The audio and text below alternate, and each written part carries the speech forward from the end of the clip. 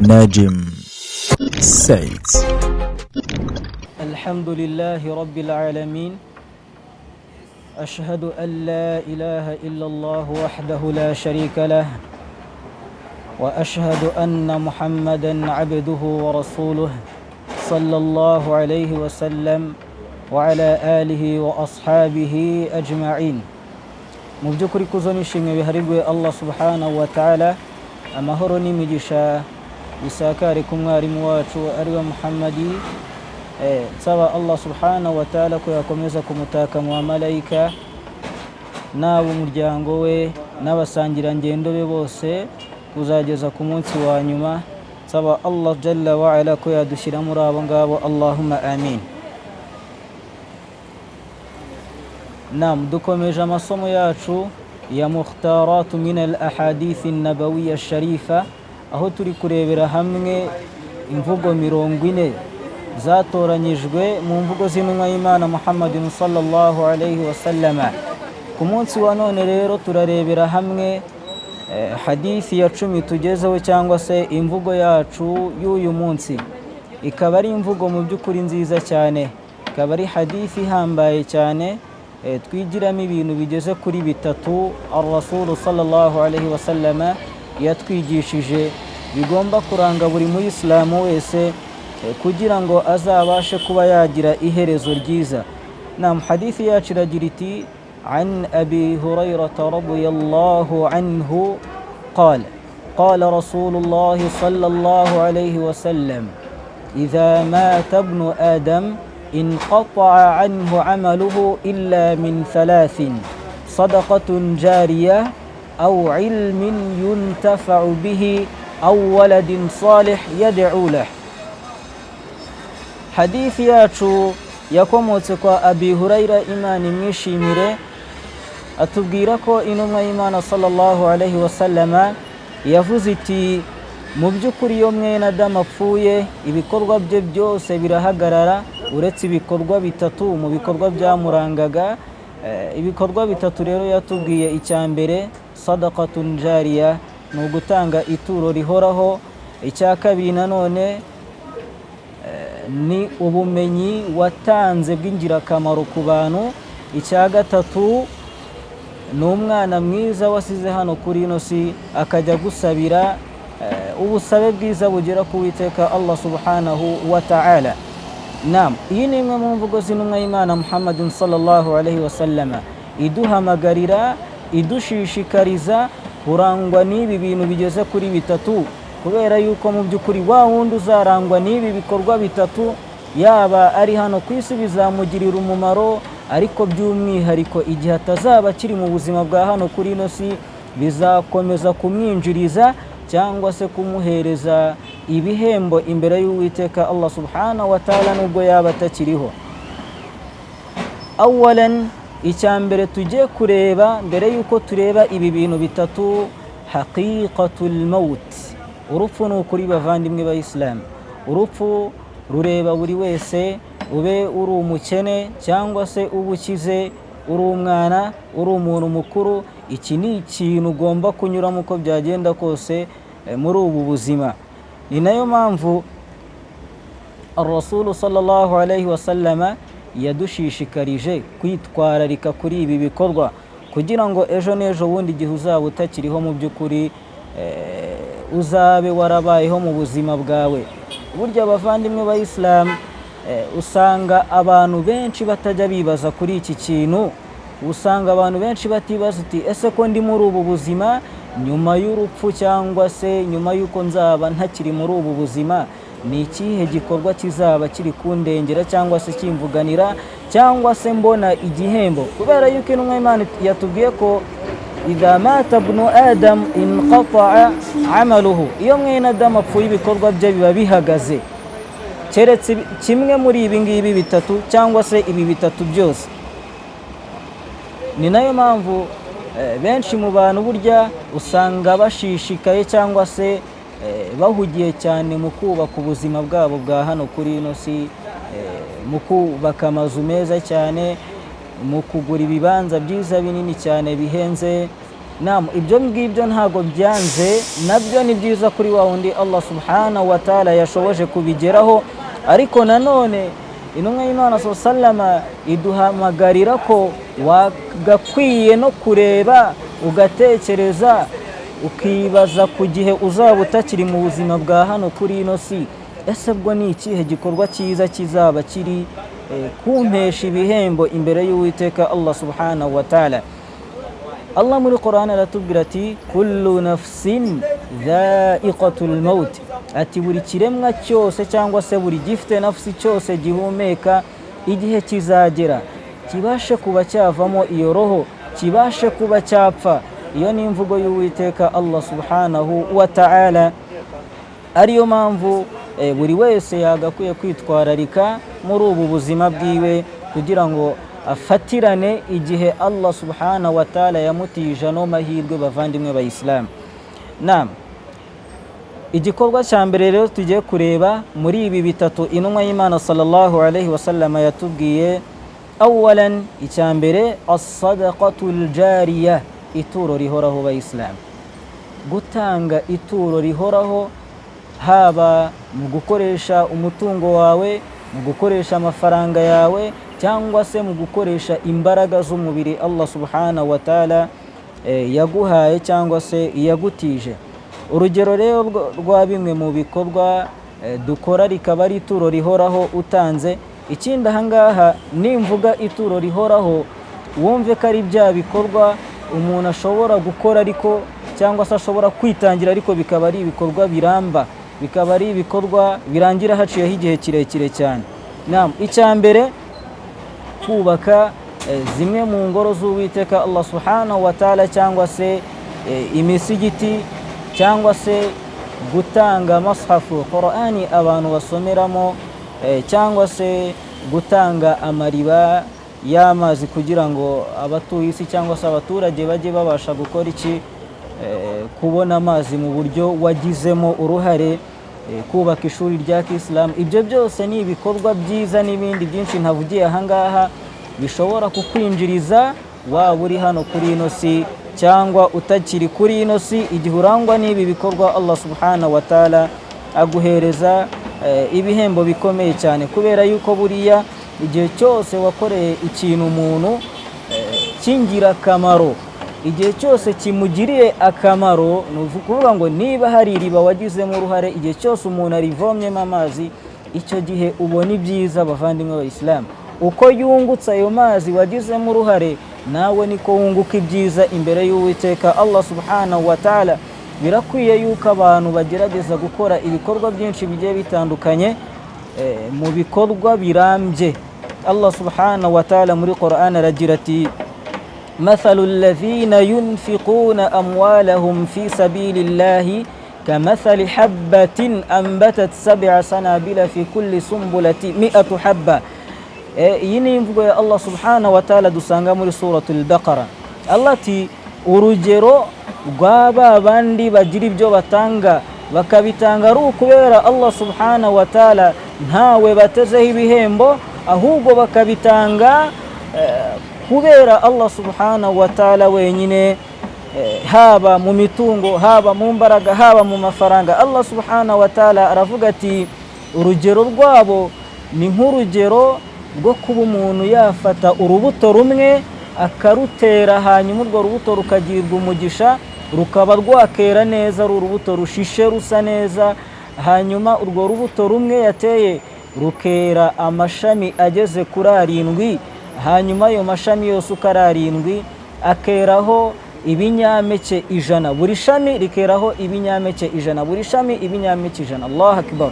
Ibaze ibyo byiza bavandimwe ba Islam. Ni ukuvuga ngo igikorwa kimwe ukoze Allah subhanahu wa ta'ala aragitubura kugeza ku nshuro 700 no kurengaho.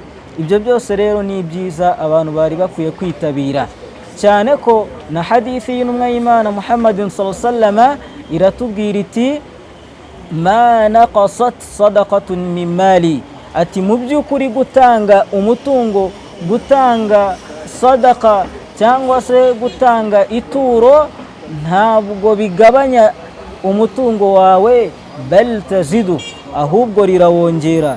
Gutanga ni byiza abayisilamu, twitinya gutanga mu nzira ya Allah subhanahu wa ta'ala. Allah ntabwo akugabanyiriza, ahubwo mu by'ukuri Allah subhanahu wa ta'ala arakongerera, cyane ko muri ubu buzima turimo ni igishoro Allah subhanahu wa ta'ala yaduhaye abayisilamu. Allah yadushyize kuri ino si, arangije aduha igishoro, bivuze ngo gukoresha izo mbaraga zawe, gukoresha uwo mutungo wawe mu nzira ya Allah subhanahu wa ta'ala, uba uri gukoresha cya gishoro Allah yaguhaye. Igihe kiba kizagira noneho ukajya gusarura, kubona ibihembo bya bindi wakoze uri hano kuri ino si. Ni ukuvuga ngo niba igishoro wahawe waragikoresheje neza, Allah subhanahu wa ta'ala azaguhemba ijuru bigendanye n'ibyo wakoze ku bw'impuhwe ze. Kandi niba igishoro wahawe waragikoresheje nabi, mu nzira mbi, mu nzira zidakwiye, umenye yuko uzabibazwa na Allah subhanahu wa ta'ala, nabwo azaguhemba ibihembo bigendanye na bya bindi wakoresheje muri cya gishoro. Ni ukuvuga ngo Allah subhanahu wa ta'ala aguhaye amaboko, aguhaye umwuka, aguhaye imbaraga kugira ngo cyangwa se aguhaye n'umutungo kugira ngo uzubikoreshe ushaka ijuru rye. Ibyo Allah aguhaye ubiguremo ijuru rye, ariko bamwe mu bantu ntago babishaka. Allah subhanahu wa ta'ala nyuma yuko yabahaye icyo gishoro, baraza wa mutungo yabahaye bakawukoresha mu bibi, kandi bakabaye bawutangamo sadaqatun jariya, ituro rihoraho, dore ko ari nacyo gikwiye kubera yuko nicyo gikorwa kizabavuganira. Ibi ngibi ntabwo bikwiye abayisilamu. Ni nko kuba umuntu ashobora kuba yakora plani y'umushinga runaka, yarangiza akajya kuri banki yaka ubufasha runaka, akagaragaza umushinga afite wenda w'ubuhinzi, hanyuma bakamuhereza inguzanyo kugira ngo ajye gutunganya uwo mushinga we. Yamara kubona iyo nguzanyo akaza agahita yibagirwa ko yagombaga kubanza kujya kwita ku buhinzi, ahubwo agahita agura ivatiri atemberamo, agahita atangira kugura imyambaro myiza igezweho. Kandi iminsi ntabwo iba iri kwiyongera, ahubwo iba iri kugabanyuka. Hanyuma agashiduka igihe kimugereyeho, banki imugezeho ikaza ati igihe cyari kigeze, ugasanga umuntu yatangiye kubura ubwenge kubera guteza cyamunara, cyangwa se ugasanga umuntu atangiye kumera nk'umusazi, gucanganyikirwa. Ni nk'uko nguko rero abayisilamu, Allah nawe yaguhaye ibyo byose, imbaraga, amaboko, umutungo, kugira ngo ubishakemo ijuru rye. Iyo rero wirangayeho ibyo byose Allah yaguhaye, cyangwa izo ngabire ukazikoresha mu bibi, umenye neza yuko mu by'ukuri nta mumarayika uzigera uzanga guteguze, cyangwa se n'urupfu ntago ruzigera ruguteguza rukubwira ati muri kiriya cyumweru nzagutwara, cyangwa se ejo ntabwo uzaba ukiri mu buzima. Oya, ahubwo ushiduka urupfu rukuzi ari hahandi usanga umuntu atangiye kwicuza ku byo yakoze, cyangwa se atangiye kwicuza ku byiza atakoze. Ariho hahandi usanga abamukikije nk'abavandimwe bahamagara abari Tanzania, abari Uganda, abaganga bakomeye cyane ngo baze bagire icyo baba bamufasha, ariko mu by'ukuri nta na kimwe bashobora kumufasha.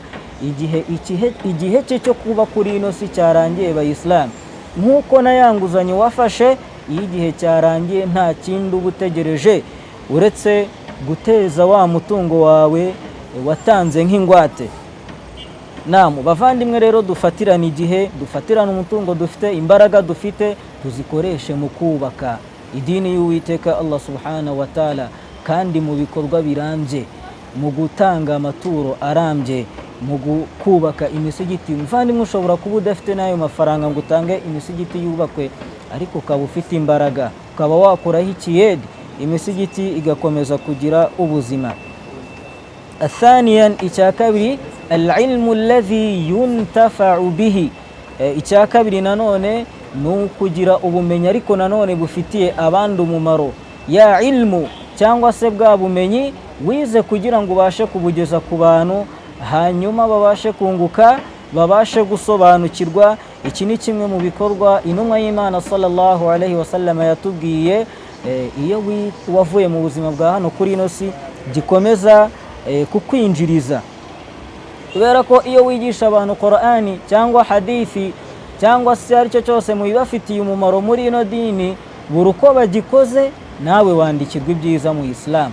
Buri uko bagikoze babona ibyiza, nawe ukabona icyiza, kandi bitagabanyije ibihembo bagombaga kubona nk'uko intumwa y'Imana sallama itubwira iti man dalla ala khairin falahu mithlu ajrin fa'iluhu, ati uzahamagarira umuntu gukora icyiza cyangwa se uzayobora umuntu ku cyiza, uyu nguyu nawe azabona icyo cyiza, uwo nguwo azabona icyiza kingana na wa wundi yabwije gukora icyiza akagikora. Ibi byose ni byiza abantu twari dukwiye kurangwa nabyo, abantu twari dukwiye kurangwa no kwigisha ino dini y'Uwiteka Allah subhanahu wa ta'ala. Hari uburyo bwinshi: gukoresha imbuga nkoranyambaga, kwigisha abantu muri madarisi zigiye zitandukanye, cyangwa se kwigisha abantu mu misigiti.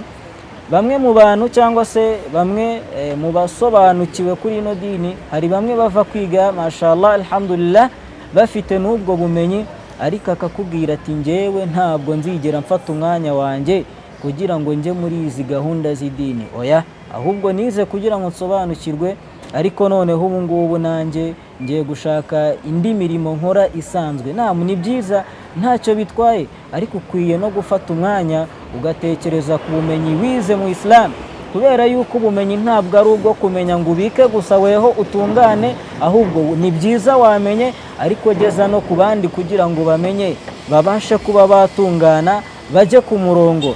Icyo ni cyo cyiza, nk'uko Allah nawe aravuga ati, intumwa y'Imana atubwira ati khairukum man ta'allama al-Qur'ana wa 'allamahu, umwiza w'imbonera kuruta abandi ntabwo ari uwize akamenya gusa, oya, ahubwo ni wa wundi wize na nyuma yo kwiga akageza ku bantu ibyo yize, kugira ngo nabo babashe gusobanukirwa no kunguka.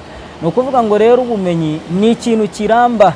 Niba njyewe nkwigishije kabone niyo yaba aya imwe cyangwa se hadithi imwe, nawe uko uzayigisha abandi, abo nabo bakayigisha abandi, bizakomeza kuba uruhererekane ila yaumil qiyam, kugeza ku munsi w'imperuka. Urumva ibyo byiza abayisilamu.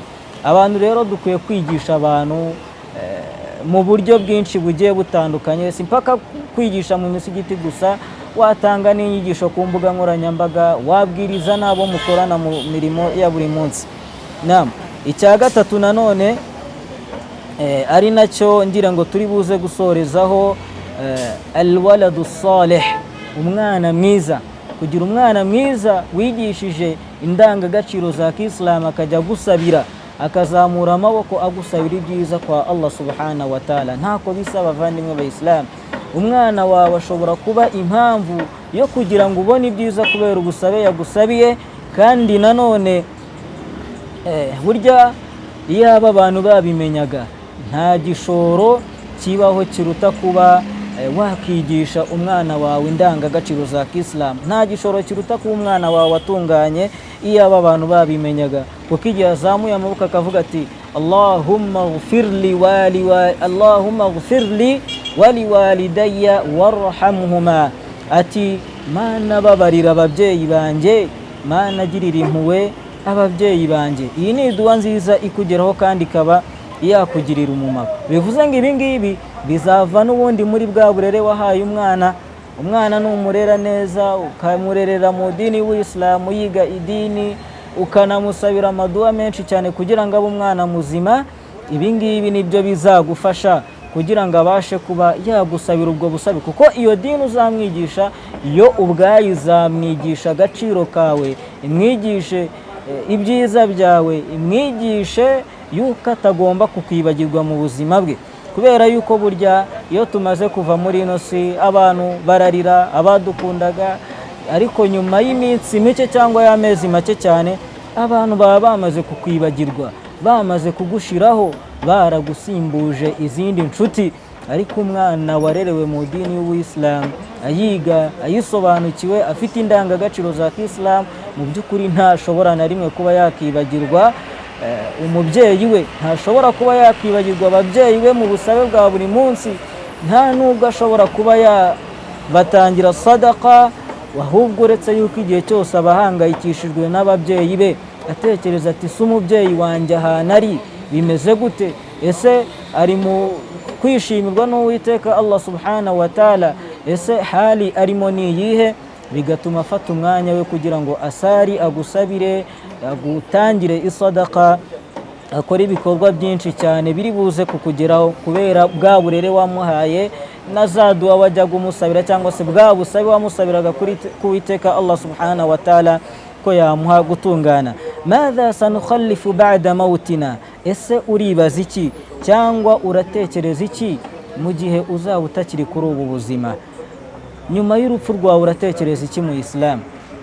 Ese waba utekereza niba hari ibikorwa byiza by'isadaka ihoraho watanze? Ese nibura hari uwo wigishije nawe uzigisha abandi ukabona ibyiza? Ese wigeze ufata abarimu ba Qur'ani neza ubashyiriraho umushahara kugira ngo bigishe abantu bwa bumenyi buhoraho?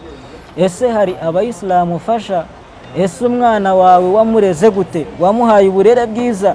Ibi byose ni ibintu abantu bakabaye bibaza, kubera yuko akenshi abantu burya basigaye ya mitungo twavuze, amazu, amafaranga, ariko ibi bikorwa byo ibyo iyo babisize bisigara hano kuri ino si bigakoreshwa n'abandi bikaribwa n'abandi, ariko ibi bitatu twavuze byo ntabwo bijya birangira keretse igihe ila yaumil qiyama. Ni ibikorwa bihoraho, ni ibikorwa birambye. Mu gusoza, min a'zami sadaqatil jariya fi zamanina, ese ni ibihe bikorwa byiza twakora byo kuba twatanga ituro rihoraho muri iki gihe cya none? Cya mbere harimo kwigisha Qur'an, cya kabiri gutera inkunga amashuri ya Qur'an, kubaka imisigiti, gutanga amawaidha, gutanga inyigisho ku mbuga nkoranyambaga n'ibindi bikorwa byiza cyane byinshi bigiye bitandukanye. Ibi byose bishobora gukomeza gutanga ibihembo nyuma y'urupfu rwawe. Khatiman, mu gusoza rero bavandimwe b'Islam, urupfu ruzatugeraho, urupfu ruzangeraho, ruzakugeraho weho unkurikiye.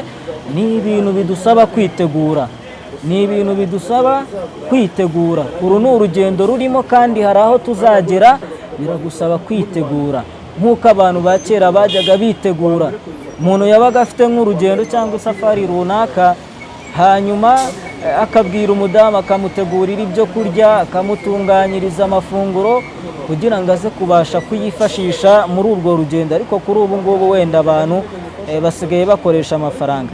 Rero na yaumul qiyama cyangwa se wa munsi w'ibarura, kugira ngo tuwugereho nuko tugomba guca muri ubu buzima bw'urugendo, ari nabwo buzima bwacu bwo kugira ngo twitegure uwo munsi. Mukadusoreza aha ngaha rero mbibutsa kuzirikana no kugerageza gukora ibi bikorwa bitatu twavuze. Icya mbere gutanga ituro rihoraho, icya kabiri kwigisha ubumenyi bw'ingirakamaro, icya nyuma ari nacyo nsorezaho kurera abana bacu mu buryo bwa Kisilamu, tubaha indangagaciro za Kisilamu kugira ngo bajye badusabira. Kadusabe Allah subhanahu wa ta'ala rero duha ibikorwa byiza bizakomeza kutubera umuvugizi nyuma y'urupfu rwacu. Allahumma ja'al a'malana khalisan liwajhika al-karim واجعل لنا بعد موتنا ذكرا حسنا وأجرا متصلا. اللهم اغفر لوالدي ولجميع المسلمين أحيائهم وأمواتهم. وصلى الله على نبينا محمد وعلى آله وأصحابه أجمعين. ناجم سيد.